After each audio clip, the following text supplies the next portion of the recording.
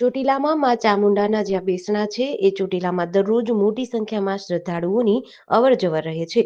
બહારના લોકોને આવવા જવામાં સરળતા રહે તે હેતુથી ચોટીલામાં રૂપિયા 2,21,00,000ના ખર્ચે અદ્યતન એસટી બસ સ્ટેન્ડનું નિર્માણ કરવામાં આવ્યું છે।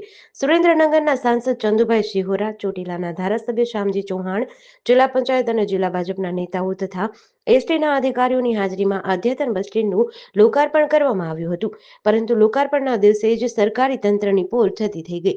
એસટી બસ સ્ટેન્ડ બનાવાયું હોવા છતાં એસટી બસના ચાલકો બસ સ્ટેન્ડમાં આવવાને બદલે હાઈવે પર જ મુસાફરોને ઉતારી મુસાફરોને લઈને ઉપડી ગયા, જેને લઈને અદ્યતન બસ સ્ટેન્ડમાં બેઠેલા મુસાફરોને હાલાકી ભોગવવી પડી। પૂછપરછ માટે એસટીના કોઈ કર્મચારી બસ સ્ટેન્ડમાં હાજર ન હોવાનું પણ જાણવા મળ્યું।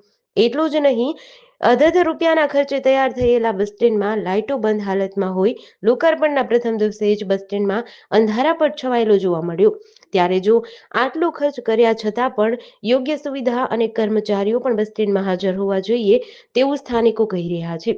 સુરેન્દ્રનગર જિલ્લામાં રાજકીય રીતે ઘણા મહત્વના ગણાતા ચોટીલામાં જ વિકાસના કામો સાવ મંદ ગતિએ થતા હોય અને તાલુકાની હાલત કેવી હશે તેવું પણ લોકોમાં ચર્ચાઈ રહ્યું છે। જેડીસી ન્યૂઝ સાથે લઘુ ધાધલ, ચોટીલા।